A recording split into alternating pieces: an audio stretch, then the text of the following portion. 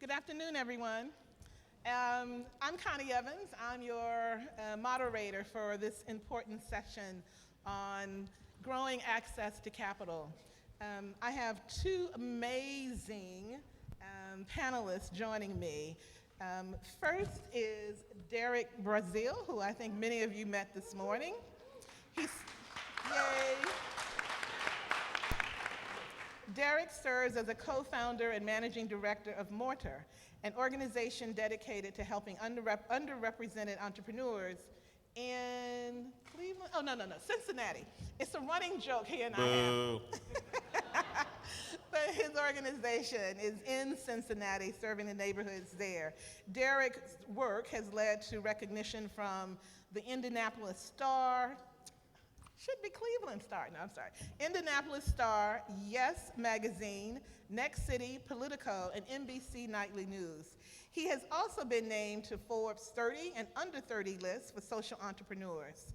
He's a member of the Cincinnati USA Regional Chamber's Seed Change Class 11, and of course, is a Ballet Fellow. Also joining me is Galen I knew I was gonna mess this up. Gandolfi. Galen Gandolfi is Chief Communications Officer and Senior Loan Counselor with St. Louis-based Justine Peterson, a nationally recognized asset development organization and microlender. They also happen to be a member of AEO. In his 14 years with Justine Peterson, Galen has held positions in housing, microlending, and most recently in communications and development. He routinely speaks publicly on the issues of microfinance. He's been quoted in the New York Times, the Washington Post, the Chicago Tribune, Bloomberg, American Banker, and many, many other outlets. He's also previously worked with development organizations in my hometown, Chicago, Boston, and my new hometown, Washington, D.C. So help me in welcoming both Galen and Derek.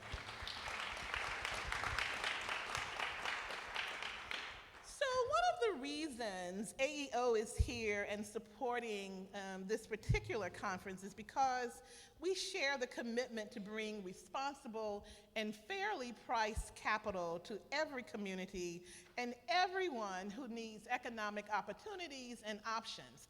We really are doing this because, again, we think we have to have opportunities and economic options for all.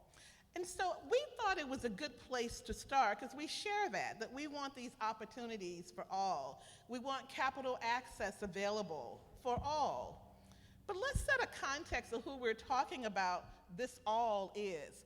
Who is it in our communities that make up the all that we're trying to create new economic and particularly new capital access issues and opportunities for? So I think I'll turn to you, Galen. When you are talking, we think we know a little about St. Louis and the area you serve because of primarily Ferguson that has, been in the news so much. It's part of your footprint, but we're probably wrong about exactly what makes up the full community.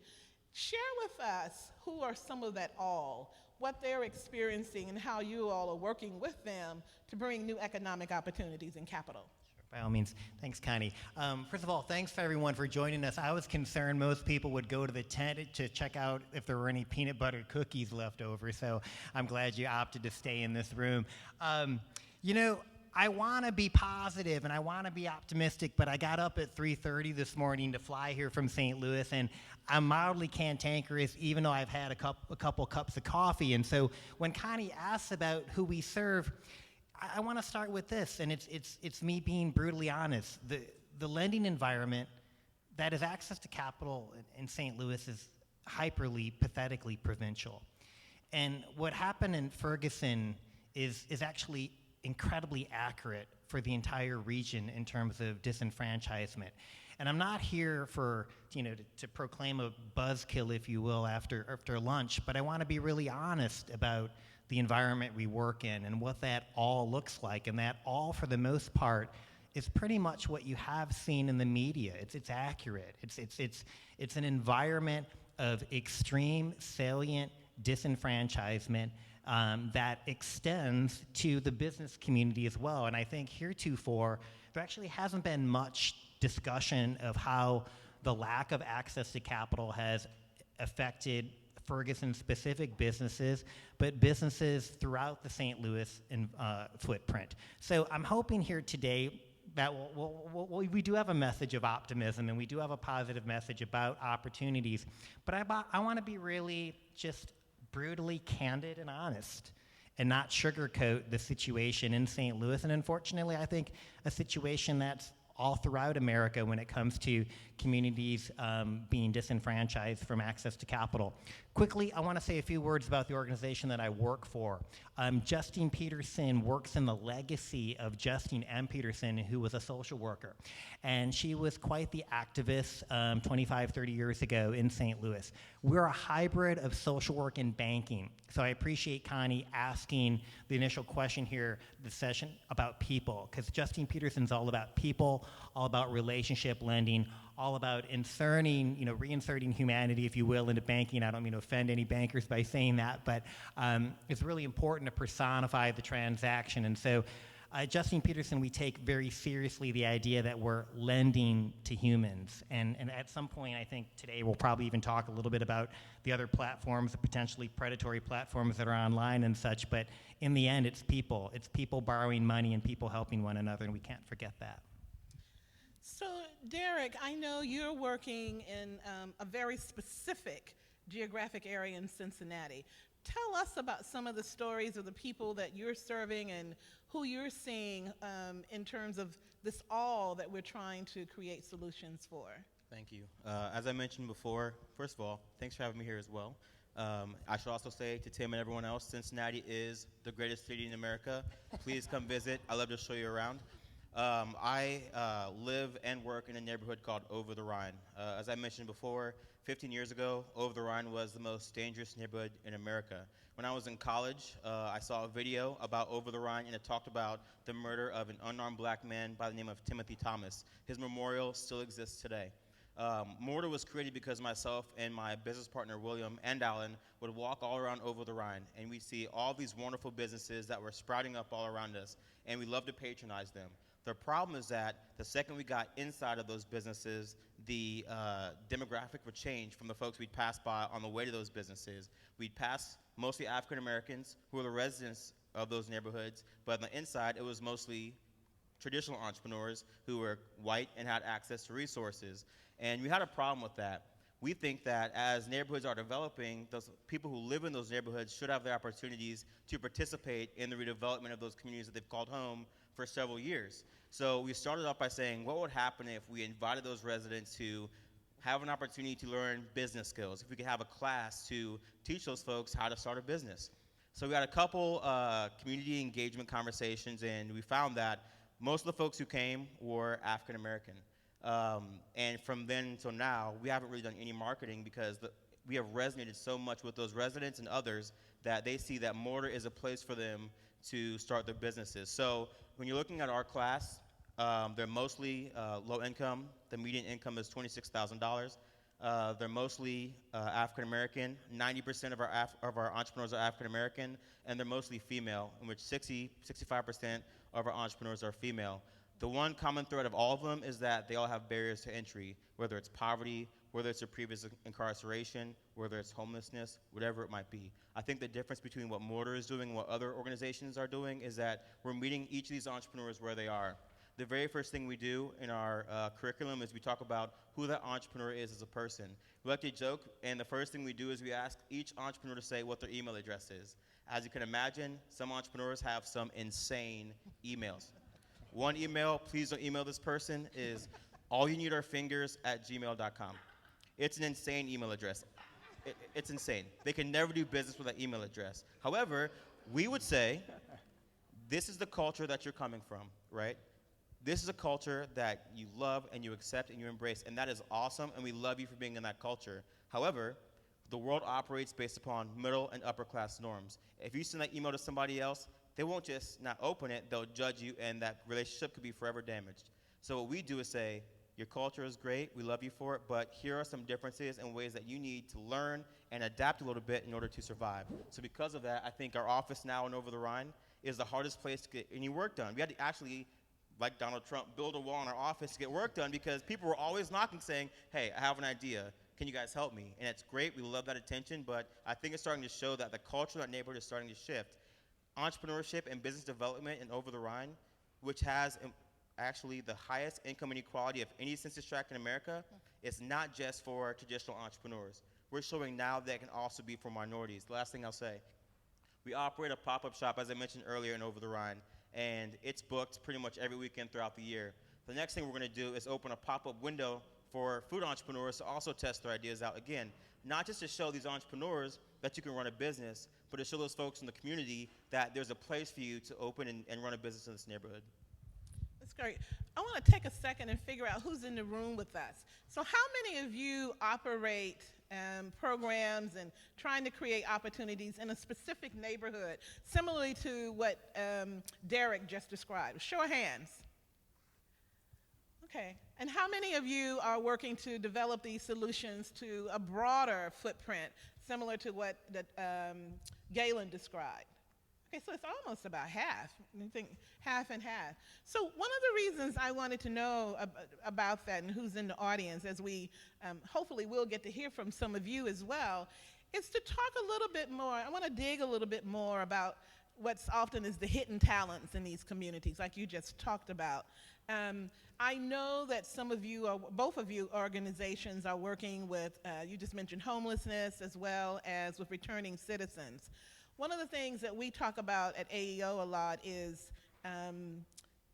in particular with some segments like African American owned businesses, they have some of the same challenges as any other entrepreneur, but they also have very unique challenges, or those challenges manifest themselves in very unique and different ways. Talk to us about some of the solutions you've brought forth to work, particularly with returning citizens, or you could use another segment if you like, but I know some of the specific different segments that you're working with. I first want to say, Derek, that I think everyone's going to remember that Gmail address, so I think there's some value in terms of that kind of shock marketing. So that entrepreneur should probably consider becoming a marketing consultant or something. So couple things. One is just recently, as of 2 weeks ago, Justine Peterson launched in partnership with the Kellogg Foundation and the SBA a $2.1 million pilot targeting returning citizens and doing a really intensive entrepreneurship readiness program called Ice House that was actually developed originally at the Kauffman Foundation.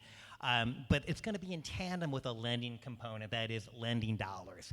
And I think I don't need to pontificate about how many programs are out there that are all about training, not all about getting people in a seminar room, but not having any dollars at the end to lend. The capital piece is almost always missing. It's ubiquitous, and I just don't understand how people don't necessarily scratch their head and wonder, why is this not working when there's not capital? So at Justine Peterson, we view our solutions to be lending-led. And to answer specifically to Connie's question about how do we approach certain demographic groups that are under-resourced, we lend them money, and we provide opportunity.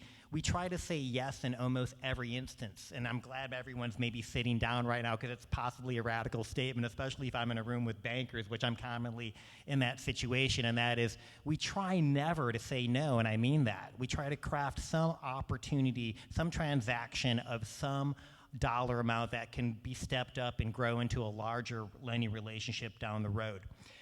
Connie asked, is there something shared by several groups that possibly are all suffering from these, there are formidable obstacles to capital? I would say yes. And we call it credential poverty. At least that's what we see in St. Louis, and we see it in all our markets. And most likely, it's the case of the personal credit score. It may sound like an oversimplified explanation for why there is such extreme gaps in capital access, but so much of it has to do with credentials and primarily the credit score. So I want to emphasize at Justine Peterson that much of our work, if not all of our work, is in tandem with this idea of building personal credit scores. And in fact, we think that's possibly most important early on than true capital. because ideally down the road, ultimately, clients are going to realize such larger capital gains and relationships with mainstream financial institutions by building that personal credit score. Now, didn't you also develop a product that helps with that credit score? Correct. So in addition to having true microloans for microenterprise, we have an entire suite of credit building products that includes both credit building loans in addition to secured credit cards. I know it sounds like a lot of lexicon, but the financial capability space is where we take very serious concern on the idea of making sure that there's products available to our clients. It's not so much that we're anti-financial literacy, but as I mentioned before, it's not just about people sitting in a room and having some PowerPoint presentation. It's about making true products and services available, hence this phrase, financial capability, which I think, resonates. Derek. Yeah, I want to add to that really quick. And I would say that the folks that we're working with, I would say a lot of them don't have great credit ratings, but I think that relationships that we've built with them would be a stronger indicator of loan worthiness than a credit score or writing a business plan. I think that's really frustrating when a person could do everything you'd ask them to do. They could show a track record of success. They can work their tails off, but it's still not enough. We've had several folks using platforms out there that are dependent upon their ability to build networks on a platform, but they can't go to their friends and say, hey, can you give me $25 on this platform? Because A, that person may not understand what a loan is versus a grant. B, they may not have the technological literacy to go on the internet and provide the loan. So there are so many barriers and challenges that these entrepreneurs are facing where if you are able to build a relationship and know that person and see the track record, in my opinion, that can be a great way to know a person's worthiness on if they can receive a loan or not. So I would say for us, the relationship is the most important. And I would say that a lot of times, whether it's credit worthiness or a lot of other things, it can prohibit some really talented, strong ideas from getting off the ground because they may not be able to speak the lexicon of the traditional financial institutions. So how many of you have created solutions that get around this issue of credit worthiness, meaning a credit score? You've created some kind of substitute in your underwriting. Can you tell us quickly about something you're doing? Well, it's not necessarily a complete substitute, but every loan plus advisory, every single one of our loans from $10,000 to $200,000 is paired with an advisor, and that sort of acts as an early warning system, or it helps the entrepreneur if things are going wrong. But the advisors come from a pro bono network of people who have expertise that are relevant to whatever that small business needs. So it lets us box way above our weight in terms of advice. So it's advising, so it kind of goes back to the connections and relationships to some degree. Yeah, no, it's so great to hear that. Essentially, that sounds pro-high touch, right? And in many cases, the FDIC household survey, right, comes out every couple years, and it always ranks, a lack of trust for individuals with financial institutions. And so by building that kind of mentorship program, I think is pivotal. Who else? Anyone else? Amy. Well, one thing, right, we have new crowdfunding laws, and really what that is community underwriting. So you're disintermediating the bank and the person who's going to look at your credit score, and instead it's based on relationships, and you know that business, you go to that business, you want to invest in that business, and we kind of take away that whole credit score and the traditional way of underwriting, and you put it into the hands of people in the community that know the business. But I know a lot of people have talked about a worry about some of the limitations of credit score, crowdfunding. Derek, what do you think about some of your clients and the people in your community making themselves available to crowdfunding? Two things I want to say. First, I want to answer your question. We try really hard to get our folks ready for crowdfunding. But as I mentioned before, there are some significant barriers preventing them from accessing those crowdfunding platforms and being successful. I am not going to disparage KivaZip. I think it's a wonderful platform. I think it's fantastic. We've had 2 of our folks get funding through KivaZip. As I mentioned before, the 25-person threshold that can invest $25 was almost insurmountable for the folks we've been working with. And these are folks, again, who already have a track record of doing business. They had parties. They went on social media. They did everything in their power to get that 25-person threshold. They couldn't do it. We as an organization had to send out newsletters, emails, et cetera, just to get past that 25-person threshold. And then once they got past that threshold and it was open to everybody else, even then they didn't almost make it, and it was matched 2-to-1. It was so dependent on having that personal network built that if they didn't have it, then it wasn't going to work out. And I think that if an entrepreneur is able to put in the work, it should not be dependent on understanding a technology that may not be familiar to them to get funded or not. And that is to my second point. Last year I came to SOCAP and I was having the same exact conversation about how we can unlock the flow of capital to minority entrepreneurs. And there was a gentleman that spoke, I don't remember his name, and I went up to him afterwards and I said, hey, I'm in Cincinnati, I'm running this organization, what advice do you have? And his response was, hire a white person. So I think that he was trying to help. I was frustrated by his response, but I think that is one of the problems that we're dealing with here. Oftentimes the people with resources are white, and oftentimes they only trust other white people to distribute those resources to the folks who are really in need. When I saw at least 3, 4, 5 minority-led organizations doing great work that should be invested in to distribute that money to the folks that they're already working with. So I think if we want this radical redistribution of wealth, if we really want to invest in these entrepreneurs we're talking about, we need to start investing in strong minority leaders that are embedded in these communities to actually get the work done.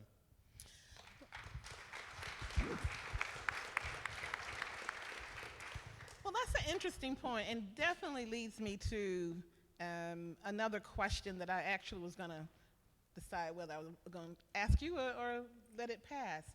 But when you're focusing on local, and we talk about building local economies, we use words like localize, I mean, we're all into local. When you're having, it's easier for me to think about it when our communities end up being isolated, segregated, pretty homogenic. But what happens when, like in Cincinnati and the way you're describing your community, there's lots of gentrification taking place? There are businesses that have been around that are owned not by people necessarily with the kind of barriers that you mentioned, but some of them might also tell you they're having capital access issues too. I mean, the reality is that 8,000 declines happen every day in this country for capital. And so that spreads out to a much larger group. How do either one of you justify, or both of you, justify targeting any particular segment in your communities? AEO, for example, will soon be releasing, we just completed a report, a study on African American owned businesses and trying to develop a new framework and understanding of how to think about their current situation and new solutions going forward. But is it okay to go into a community and segment a particular group, whether it's African Americans or Latinos or whoever, and only target that group to focus on? How do you justify that? Versus, we're here to support their local community. Buy black. No, buy everybody in that community. What do you think? I would say yes, it is okay. In a place like Cincinnati, it's 45-45, pretty much split down the middle, African American and white. And there's a study that was recently done in Over the Rhine, and 75% of the low-income residents are now in other neighborhoods. To us, that's not okay. And every time we have discussions, I hear people talking about diversity and inclusion. They're saying diversity and inclusion, but I'm seeing what they're doing, and they're not promoting diversity and inclusion. They're doing something else. So in my opinion, I have to hold them accountable to the words that they're saying. And I have, in my opinion, a moral obligation to hold them accountable. When I talk about systematic racism, when Michelle is up here talking about 228 years before we see any sort of equity along economic lines, something has to be done. And that can only happen when you are specifically targeting that group that's being prejudiced against. So in my opinion, if we're not specifically targeting those groups, they may get left behind. But if you are targeting them and saying, we want to help you, we want to support you, then they'll come to the surface and we can support them. Justine Peterson's been microlending over 15 years, and we started with actual, campaigns, and we targeted church groups and such. 15 years later, we don't do any marketing. I mean, I do some public speaking, but 80% of our closed loans last year, and we're actually the nation's largest microlender for the SBA, was all word of mouth. And 80% of those loans went to entrepreneurs of color. Close to 60% of those were women.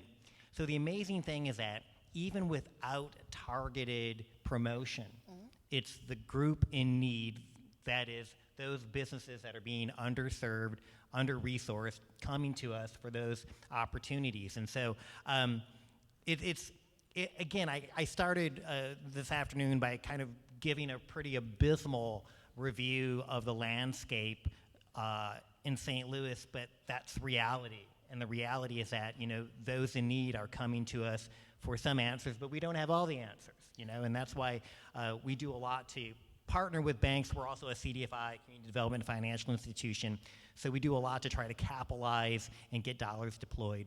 So I think there's an underground economy that's operating in virtually every city across the country.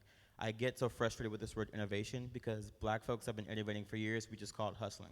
But it's all operating underground, right? It's in people's living rooms. People are taking their lawnmower door to door. It's already happening. I saw this woman, she was putting cardboard on soil, and I was like, what the hell are you doing? She was telling me that the cardboard fertilizes the soil because it brings earthworms to the surface. I think in so many ways, the work that Mortar is doing is we're acting as that cardboard in our communities, and we're saying, you can come to the surface. It's going to be okay. We're going to fertilize that soil and make it possible for you to succeed. You may not understand how to walk into a bank and to get a loan. You may not understand how to utilize social media to do your marketing, but guess what? We can be there to support you. And I love what you said, Galen, about saying yes all the time. What Mortar does as an organization is we say yes. We don't care about the decisions you made in the past. If you want to change your life around, you have an idea that you want to move forward with, we will say yes every single time. We will find ways to be creative in identifying solutions, and that is so different and so radical from any other organization, I think, in our ecosystem, that we can say yes when so many others will say no. While we're about to queue up the video, any other perspective about, particularly those of you who raised your hand, you're working in a particular neighborhood, any particular perspective you had about how do you target or how do you deal with the different segments in that neighborhood? Anyone? Yes. I only see your hand, I can't see you. Right, the person, yes, you.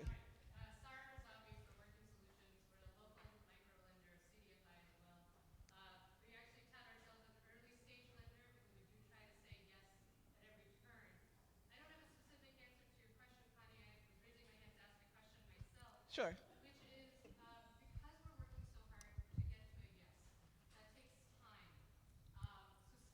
So access to capital, we're trying to cover that area.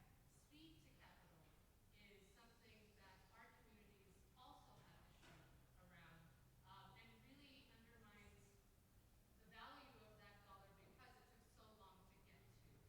We're doing our due diligence to make sure we get to a yes, and we're kind of reevaluating how and why we do that to that level of degree. But we're good lenders, and we try to make sure we check all of our boxes. But just wondering how you guys have handled that, the time it takes to get to a yes. We're dealing with microloans as well, but just wanted to know what's going on. Yeah, a couple things. I want to say that disproportionately in St. Louis, payday lenders and title lenders are actually they're housed in former fast food restaurants that have drive-through windows, and if that somehow communicates like instant gratification and speed, I mean it's a physical manifestation.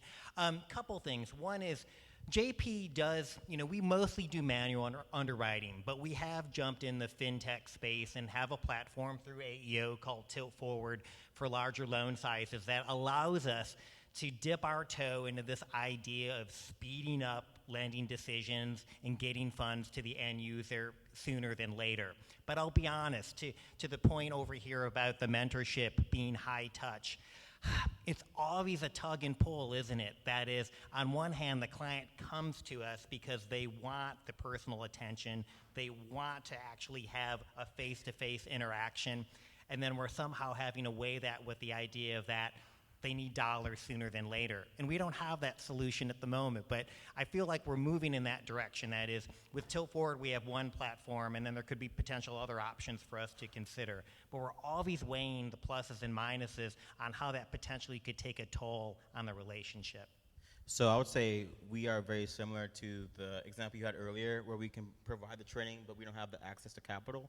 And it breaks my heart because there are examples, one of which I'll share now. There was a guy, I shared a story earlier, his name is Anton. And Anton's shirts fly off the shelves. He is a brilliant marketer, and his t-shirt sales somehow are insane. There was one time he decided to buy about 300 shirts because he was going to operate in our pop-up shop for the weekend.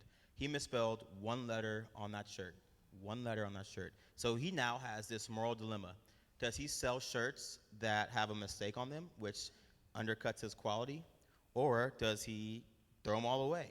He did not have the ability to ask anybody for the additional capital, even a loan, to get more inventory. So he decided that he would have to sell a shirt that had a mistake on it.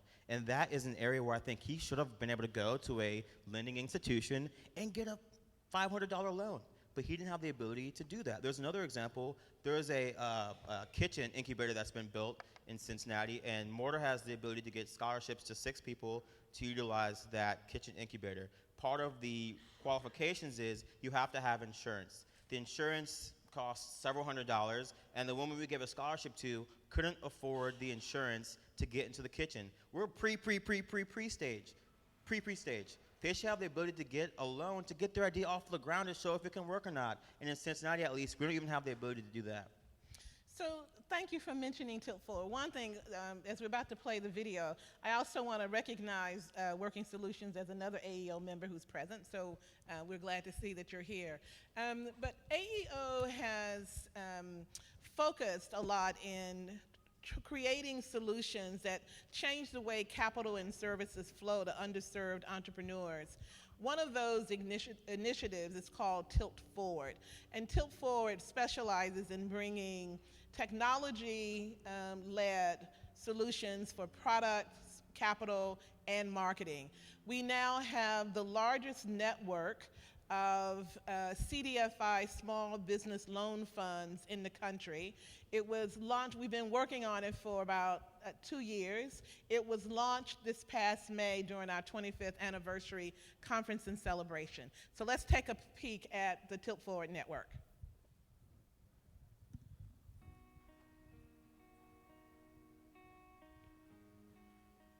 You want to grow your business? Just work hard and success will follow. You'll be your own boss. Do things on your own terms. You're living the American dream. It's going to be really difficult to grow your business. I feel like I'm doing it all myself. The playing field is not level for small business owners. Every day, business owners across the country apply for loans.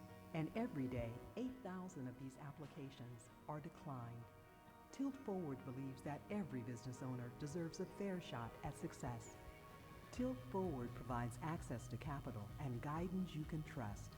With a national network of community lenders and access to proven products and services, we're helping business owners tell a new story. My credit wasn't great. Tilt Forward told me what I had to do, worked with me, and eventually, I got my loan. It wasn't just about the money. All of a sudden, I had access to their whole network, all their resources, and all their other services. They were there every step of the way. I love what I do, and Tilt Forward gets that. They understand small businesses, and they understand me. With Tilt Forward, I'm building my own American dream. Tilt Forward. We get you, we got you. Apply now. tiltforward.com. So I think the pieces there that resonate with most of you and what we've been hearing here is that line about we get you, we got you, because everybody doesn't get it. That's the problem. That's why our communities are left the way they are, and we're needing to bring those solutions. In addition to the Tilt Forward network, the other 2 solutions that are part of that initiative, one is called Dream Fund. And Dream Fund is a unique fund that allows network members to have a shared balance sheet.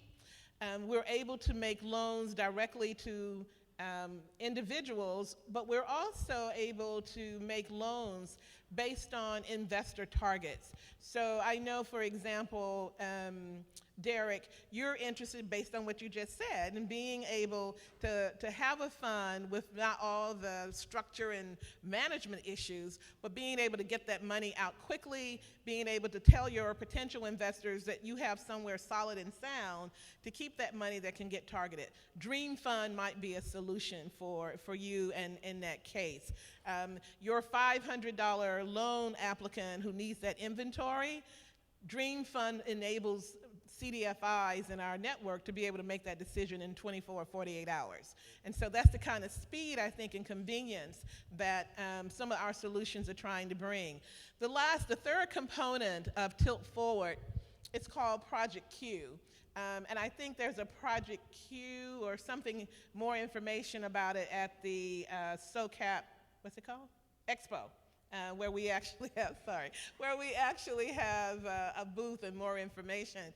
But Dream Fund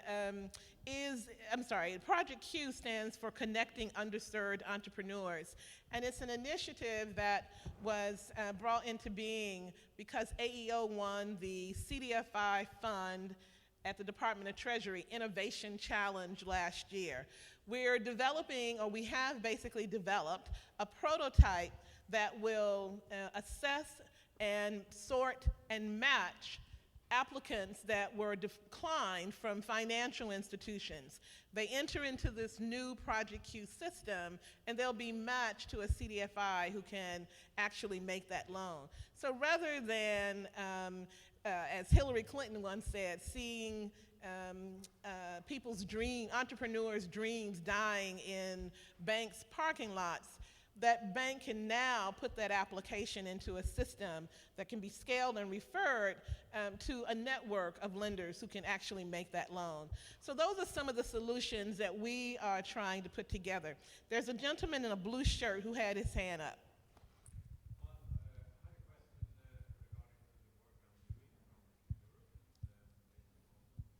Could you stand up so you could speak a little louder, please?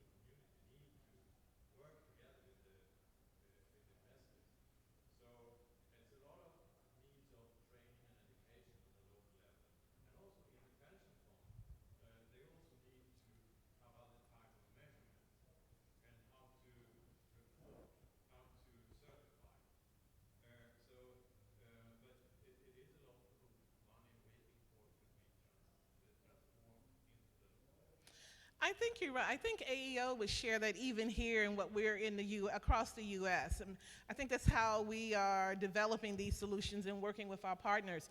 Even though we're a national organization, we're recognizing that it has to be local. So we're trying to build a network that a solution can be national, but it really is also at the same time hyper-local, because we recognize that capacity to reach and actually serve and know and have these relationships on the local ground is so key to building success. But what we also, I think all of us have to recognize is the limited capacity at the local level. I mean, both of your organizations are stellar, but still, it's only so much you can actually do. So what we're trying to do as a national entity is actually build industry infrastructure, or what we're talking about as industry utilities, so that the local organizations can plug and play, if you will. They don't have to reconstruct their organizations to participate in any of the solutions that we bring, whether it's new products, new technology, or anything, but it helps them to say yes more often to more borrowers, because they can add on new products that otherwise they wouldn't have. So I think it's important as we think about how do we take solutions forward, how do we keep thinking about bringing solutions forward, we need to make those solutions local, but we have to recognize that we need to build them in such a way that we can help build capacity at the local level in organizations, but not wait until they build all this super capacity before they can participate. And so that's what we're thinking about. How do you build that infrastructure and those industry utilities that allow these local organizations to play into? Here and then there, yes.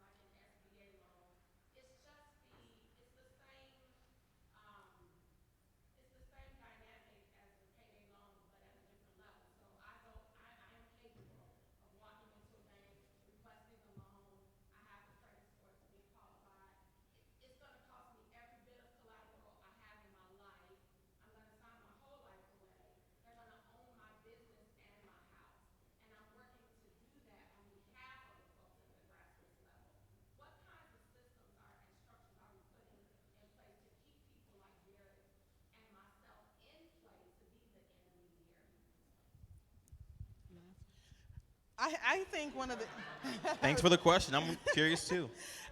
and there might be other answers in the room. I think that is one of the values of a network.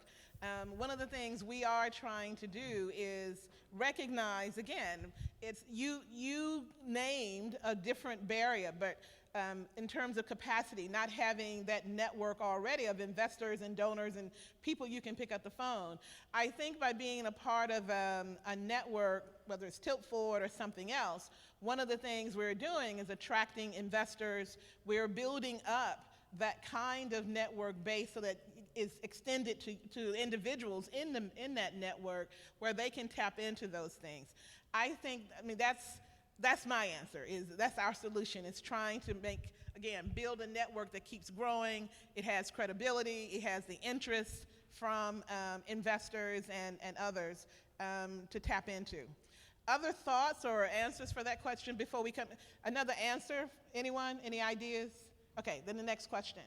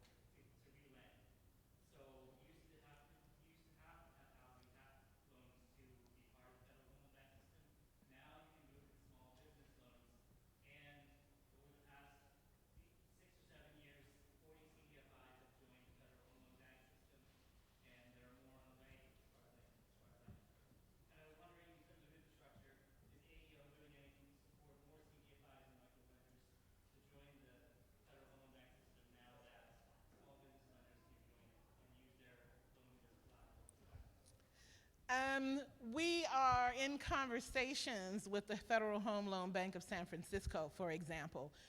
And so we're still looking at what that where that will end up. But we do have, as you mentioned, we do have small business lenders, because there are a lot of CDFIs, but now we have some small business lenders who are doing that.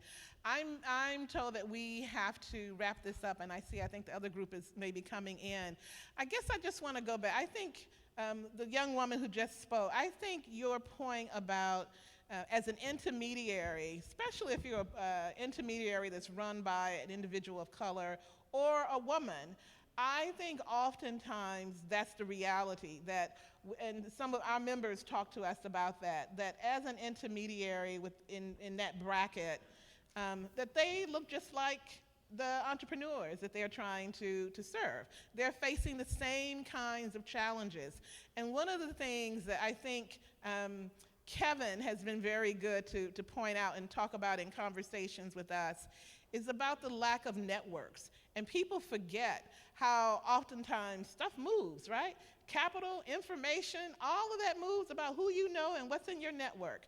And so I just want to re-emphasize this issue about really building networks. Well, again, doesn't have to be tilt forward, but joining and being a part of a network that has access. AEO, we're on a good move. We happen to have a lot of access, and we're willing to build infrastructure that connects that access to as many communities and organizations as we can. Thank you all for participating and listening. Thank our other two panelists.